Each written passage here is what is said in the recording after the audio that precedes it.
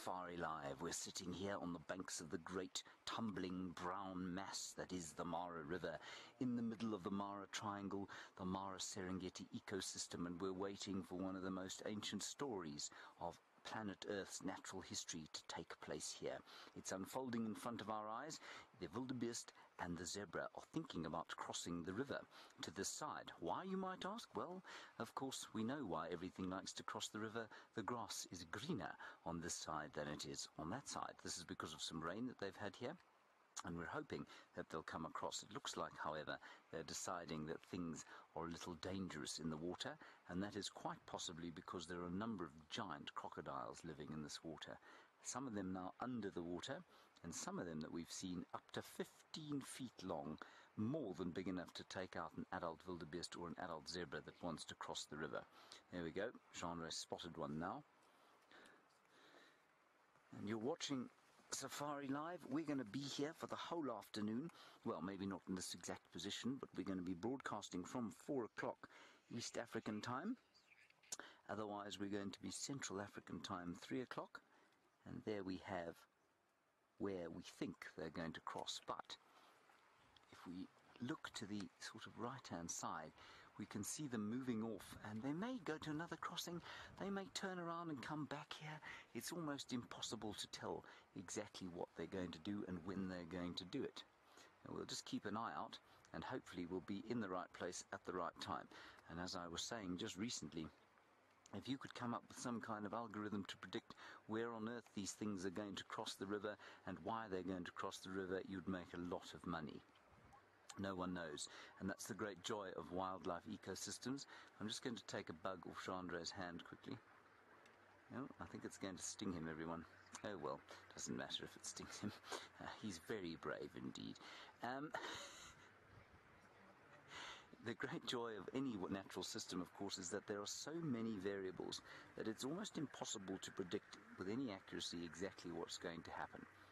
And so it's a constant source of wonder and amazement. You never get bored. You never know exactly what's going to happen. It does seem at this stage, however, that these wildebeest are starting to move off. And I'll tell you why they're doing that. There seem to be a very big crocodile down there in the middle of the water. There he is there. And that we have come to know, well, I'm not sure if it's the first or if it's the same crocodile, but this is, amongst the SafariLIVE team, become known as the gormless crocodile crossing. And that's because every time the wildebeest and the zebra come down here and they think about crossing, the crocodile there, instead of going under the water and hiding himself, displays himself fully. And so he frightens everything away. So I'm not sure that he was blessed with the greatest amount of brain. Godfrey, you say you enjoy watching this. Well, we enjoy bringing it to you, Godfrey, and thank you very much for watching us. You can send any comments, you can send any questions in the Facebook comments section, and we'll answer our questions as best as we can. Hello, Deb. You say good morning from where we are. I wonder where that is. I've never been to where we are. Have you, Jean-André? No. Jean-André also hasn't been to where we are. But, Deb, I hope where we are is a very pleasant morning. And it's good to have you with us. And I know that you will stay with us probably and late into the night. So, if you want some action, or you want to learn more about this amazing ecosystem and hear and see the migration story as it unfolds, stay with us. We're going to be live watching also the Kichwa Tembo Pride later on as they hunt into the night. We watched them last night until 11:30, and we're hopefully going to do the same again tonight. We've seen them kill once during the night, live. Hopefully we'll do that again tonight. Caroline, you want to know which crossing point this is? This is known as the main crossing point, Caroline. You've obviously been here before. So just to the north of us, the first one is known as the cul-de-sac. Then there's the main crossing point here. And these chaps, I think, might be heading off to what is known as the picnic crossing point. But we might go there. We're not sure. We're just going to watch and see, because often these wildebeest turn around and they come back. But who knows? We don't know what's going to happen. There's a prevaricating wildebeest as we stand here. Hello, Walter. You're getting hold of us from Glasgow, and you say you've been to the Mara 20 times. Well, Walter, then you're probably more of an expert than I am. I've been here for about 6 days in total. It is the most astonishing place. and watching this great ancient story unfold in front of us, oh, well, what a joy it is. And quite apart from the lions and the crossings, of course, the endless vistas, the quite astonishing diversity and the number of animals here is amazing. Raina, you say cool alligator? No, Raina, not an alligator. This is the Nile crocodile. It would eat most alligators for breakfast. This is not an animal that you tangle with. Alligators, just in all seriousness, are found... Oh, there's a hippopotamus, is it? Yeah. Alligators, Raina, are only found in the New World, so in North and South America. Here, in the Old World and in Australia, you find crocodiles. And in Africa, the biggest of them, apart from one or two, I think, saltwater crocodiles in Australia, these Nile crocodiles that we're looking at here are the biggest of them in the world. And Jared, you want to know how big they get. Jared, they get in this area to at least 15 or 16 feet. That's 4.5 to 5 meters, believe it or not. And they weigh much more than a ton. That's more than 1,000 kilograms. Now, it would seem that the wildebeest and the zebra have headed off, so it might be wise for us to do the same.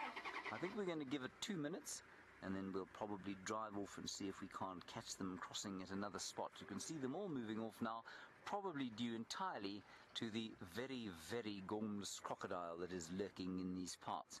What I'm going to do is just reverse slightly, and we'll show you some of the banks, and we'll go back to where we saw a crocodile eating a wildebeest. Jimmy, you're wondering if this is our last day in the Mara. Jimmy, it is not our last day in the Mara. It is our second last day in the Mara. I'm very sad that it isn't the first of at least 365 days in the Mara, but hopefully one day we'll be back. We're also going to have to do a swift tyre change at some stage, because the back left seems to be a little flat. Oh well, such is life in the wilderness. Now let's move along here. Just over here we spotted a crocodile eating a wildebeest. That was pretty interesting. We'll see if they're still eating their wildebeest.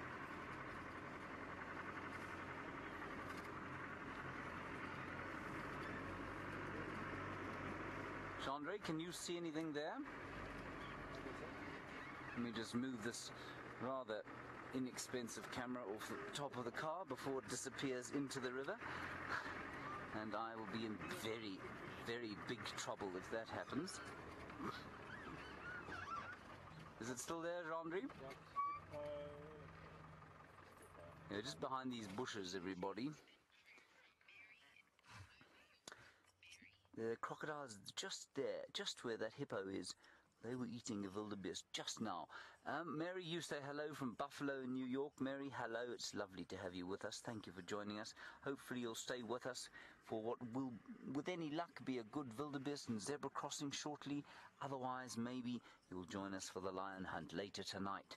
4 o'clock Eastern African time and 3 o'clock Central African times. We're going to get out and see if we can't follow the Kichwatembo Pride on the hunt.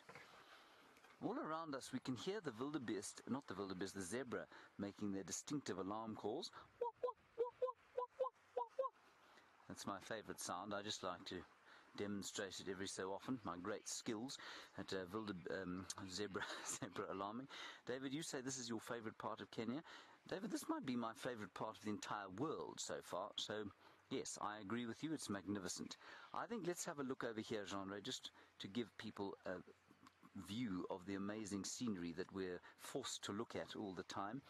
This massive ecosystem, everybody, more than 2 million hectares in extent, 20,000 square kilometers of wilderness where the animals are free to come and go as they please, and indeed the wildebeest and zebra and Thompson's gazelles and eland, they do just that.